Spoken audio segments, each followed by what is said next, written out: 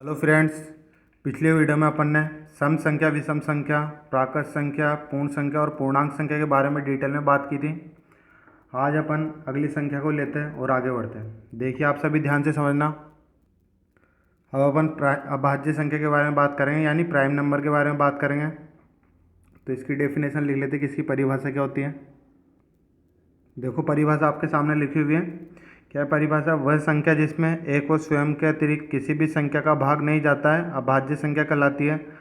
इसकी परिभाषा को समझना क्या बोल रहा है। ऐसी संख्या होनी चाहिए जिसमें केवल एक का भाग जाता हो और खुद का ही भाग जाता हो और किसी भी संख्या का भाग नहीं जाता हो। किस किस का भाग जाता हो? एक का जाता हो और खुद का भाग जाता हो। वही कौन सी संख्या कहलाती है? अभाज्य संख्या। जिसे स्टार्ट करते हैं अपन। अभाज्य संख्या कहाँ से स्टार्ट होती है? दो से स्टार्ट होती है। कहाँ से स्टार्ट होती है?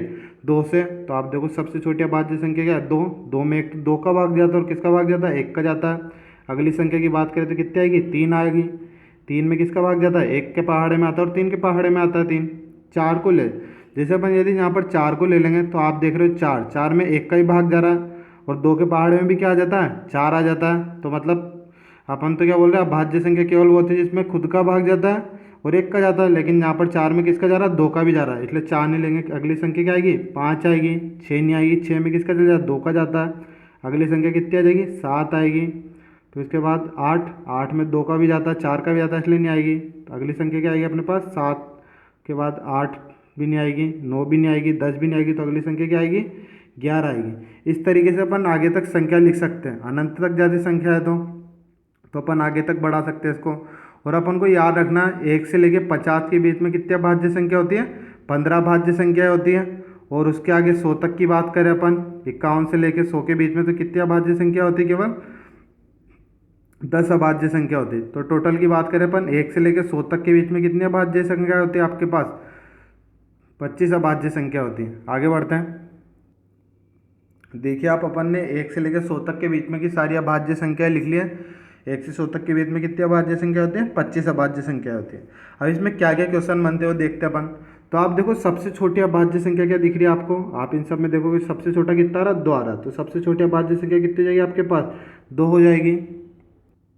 देखो, सबसे छोटी अभाज्य संख्या तो कितनी हो चुकी है? दो हो चुकी है। यदि आप देखो यहाँ पर ध्यान से देखो तो सारी संख्या है तो आपको क्या दिख रही है? विषम दिख रही है। लेकिन दो एकमात्र कौन सी संख्या है यहाँ पर? सम संख्या। तो अपन इसे भी क्या बोल सकते हैं? सबसे छोटी समअभाज्य संख्या। केवल आप देख रहे हो सारी की सारी संख्या है तो क्या विषम है, और केवल ये क्या जो दो है, दो कौन सी संख्या आपकी?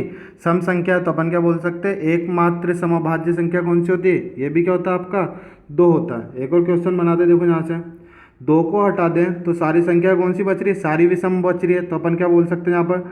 सबसे छोटी विषम अभाज्य संख्या। छोटी विषम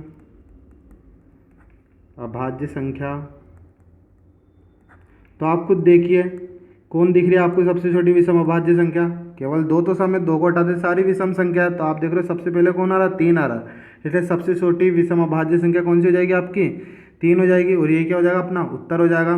अभाज्य संख्या में यहाँ तक ही आता है। अपन आगे बढ़ते हैं। अपन अगली संख्या ले रहे हैं। अगली संख्या कौन सी अपन की? भाज्य संख्या है। भाज्य संख्या के बारे में समझते हैं कि भाज्य संख्या कहते किसे? अभाज्य संख्या का जस्ट उल्टा हो जाता है इसमें। भाज्य संख्या में तो क्या होता है? अभाज्य संख्या में तो क्या होता है? जिसमें केवल खुद का भाग जाता है और एक का जाता है। और भाज्य संख्या क्या बोलती है? वे संख्या जिसमें खुद का तो भाग जाता है और एक का भी जाता है और अन्य संख्याओं का भी भाग चल जाता है, वो कौन सी संख्या कहलाती है आपकी? भाज्य संख्या कहलाती है। इसकी डेफिनेशन लिख लेते हैं अपन। देखिए, अब अपन इसे समझते हैं। इसमें क्या बोल रहा है? एक का भी भाग जाएगा, खुद का भी जाता है और अन्य संख्याओं का भी भाग चल जाता है। जैसे अपन बात करें तो आप देखो, अपन ने ऊपर अभाज्य संख्या तो यहाँ से स्टार्ट करी थी दो से। तो आप देखो, एक को तो अपन छोड़ देते क्योंकि जो एक होता है ना तो अभाज्य संख्या में आता है ना ही भाज्य संख्या में। तो दो, दो तो अभाज्य संख्या में आ चुका है। तीन भी अभाज्य संख्या में आ चुका है। तीन के बाद कितना था? चार। तो चार किस में आएगा? भाज्य संख्या में आएगा, क्योंकि चार में चार का तो भाग जाता है और किसका भी भाग जाता है? इसमें दो का भी चल जाता है और एक का भी चल जाता है। तो इसमें अन्य संख्याओं का भी भाग जा रहा है। तो अगली संख्या क्योंकि पाँच तो इसमें आ चुका है, तो अगली संख्या कितनी आ जाएगी? छः आ जाएगी। छः में दो का जाता है, तीन का जाता है और छः का खुद का भी जाता है, मतलब दूसरी संख्याओं का भी जा रहा है। तो इस तरीके से लिख सकते हैं अपन। छः, सात अभाज्य में आ रहा है तो अगला क्या आएगा? आठ आएगा, नौ आएगा, दस आएगा, क्योंकि इन संख्याओं में क्या हो रहा है? अन्य संख्याओं का भी भाग जा रहा है। इस तरीके से आप आगे तक लिख सकते हो। 11 तो अभाज्य संख्या में तो कितना आ जाएगा? 12 आ जाएगा। 13 अभाज्य संख्या में तो 14 आएगा, 15 आएगा, 16 आएगा। इस तरीके से चलता चल जाएगा या अनंत तक। तो आप यहाँ पर देखोगे कहाँ से स्टार्ट हुई अभाज्य संख्या, कहाँ से स्टार्ट हो रही है 4 से। तो अपन क्या बोल सकते हैं, सबसे छोटी अभाज्य संख्या कितनी होती है, 4 होती है। तो अपन लिख देते हैं, देखो सबसे छोटी अभाज्य संख्या तो 4 हो चुकी है, लेकिन अपन और गौर से देखें तो इसमें आपको क्या दिख रही है, सम संख्या भी दिख रही है, विषम संख्या भी दिख रही है। तो अपन सम संख्या और विषम संख्या पे भी क्वेश्चन बनाते हैं यहाँ पर। देखिए आप, इन दोनों क्वेश्चन में क्या होता है, बच्चे कन्फ्यूजन में रहते हैं। तो आप ध्यान से समझना। अपन ने देखा सबसे छोटी भाज्य संख्या तो कितनी हो चुकी है अपनी, 4 हो चुकी है। लेकिन सबसे छोटी समभाज्य संख्या की बात करें तो सबसे पहले 4 आ रहा है, और 4 क्या है, सम संख्या। तो अपन क्या बोल सकते हैं, सबसे छोटी समभाज्य संख्या कितनी होगी, 4 हो जाएगी। और अगला क्वेश्चन क्या बोल रहा है, सबसे छोटी विषम भाज्य संख्या। तो ये भाज्य संख्या सारी आपके सामने लिखी है, विषम की बात कर रहा है। तो ये भी सम है, ये भी सम है, ये भी सम है, और ये कौन सी संख्या अपन की, विषम संख्या। तो आप देख रहे हो यहाँ पर सबसे छोटी विषम भाज्य संख्या कौन सी आ रही, 9। तो अपना आंसर कितना हो जाएगा यहाँ पर, सबसे छोटी विषम भाज्य संख्या का 9 आ जाएगा। देखिए अपन अगली संख्या की ओर बढ़ते हैं, और अगली संख्या कौन सी आती है अपन की, सहभाज्य संख्या आती है। सहभाज्य संख्या, इसको क्या बोलते हैं, कोप्राइम नंबर बोलते हैं। इसकी बात करें, इसमें क्या होता है, दो संख्याओं का युग्म बनता है, दो संख्याओं का जोड़ा बनता है। कोई सी भी दो संख्या ले ले अपन, तो अपन ले लेते, देखो अपन ने लिया 2 और 3, ये दो संख्याओं का एक जोड़ा ले लिया।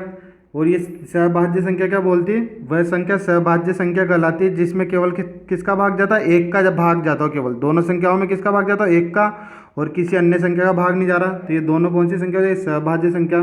जैसे अपन अगली संख्या ले 6 और 5, आप 6 और 5 में देखोगे, 5 में किसका भाग जाता है, केवल 1 का जाता है। 6 में भी किसका भाग जाता है, केवल 1 का जाता है। और कोई सेम संख्या नहीं आ रही जिसका दोनों में एक साथ भाग जा रहा हो। तो ये भी कौन सी संख्या हो चुकी है, सहभाज्य संख्या हो चुकी है। यदि अपन कोई और संख्या ले ले, जैसे अपन ने 6 और 9 ले लिया, इसमें देखते हैं, आप देख रहे हो इसमें किसका भाग जा रहा है, 3 का भाग जा रहा है। और इसमें भी किसका भाग जा रहा है, 3 का। 1 का तो दोनों में जा रहा है, और लेकिन किसका भी भाग जा रहा है, इसमें 3 का भी भाग जा रहा है। तो इसको क्या बोलेंगे अपन, सहभाज्य संख्या बोलेंगे, नहीं बोलेंगे, क्योंकि ये कौन सी संख्या है, कोई अन्य संख्या होगी। सहभाज्य संख्या तो नहीं है, सहभाज्य संख्या नहीं है। अपन ने क्या बोला, सहभाज्य संख्या केवल उसको कहते हैं जिसमें किसका भाग जाता हो, एक, केवल 1 का भाग जाता हो, और अन्य सेम संख्या का भाग किसी भी और सेम संख्या का भाग नहीं जाता। जैसे इसमें तो कौन सी संख्या, 1 का तो जा रहा है, और अन्य किसका भी जा रहा है, 3 का भी भाग जा रहा है। जैसे अपन और संख्या लें, अपन 11 और 12 लें, तो आप 11 और 12 में देखोगे दोनों में 1 का तो भाग जा रहा है, किसी और सेम संख्या का भाग जा रहा है, नहीं जा रहा। तो अपन क्या बोल सकते हैं, इनको सहअभाज्य संख्या बोल सकते हैं।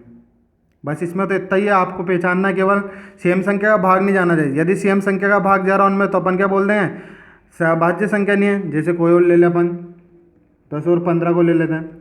आप देखो इसमें 1 का भाग जा रहा है, इसमें भी 1 का भाग जा रहा है, लेकिन और संख्याओं को चेक करो, आप इसमें देख रहे हो 5 का भी भाग जा रहा है, और इसमें भी किसका भाग जा रहा है, 5 का। तो अन्य संख्याओं का भी भाग जा रहा है। तो अपन इसको क्या नहीं बोलेंगे, सहभाज्य संख्या नहीं बोलेंगे। तो ये कौन सी संख्या नहीं है, सहभाज्य संख्या नहीं है। जैसे और संख्या ले ले अपन, 17 और 11 को लो, तो आप देखो इसमें भी क्या हो रहा है, किसका भाग जा रहा है, 1 का, इसमें भी 1 का जा रहा है। लेकिन अन्य संख्याओं के पहाड़े में 11 और 17 आते क्या, एक ही पहाड़े में 11 और 17 आता क्या, नहीं आता। तो अपन क्या बोलते हैं, कौन सी संख्या ये, सहभाज्य संख्या। देखो अगली संख्या की ओर बढ़ते हैं।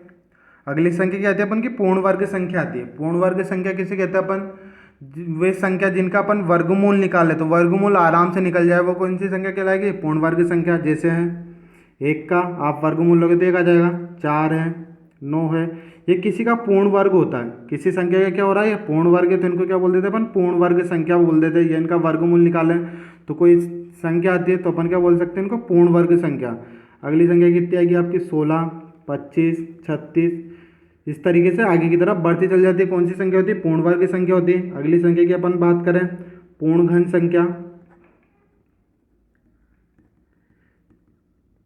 पूर्ण घन संख्या क्या होगी, किसी ना किसी संख्या का घन होना चाहिए हो। जैसे 1 है, 1 तो 1 का घन होता है, अगला 2 का घन कितना हो जाता है, 8, तो ये भी क्या पूर्ण घन संख्या। 3 का घन 27 हो जाएगा, 27 पूर्ण घन संख्या। अगली 64 पूर्ण घन संख्या, 125 भी क्या पूर्ण घन संख्या।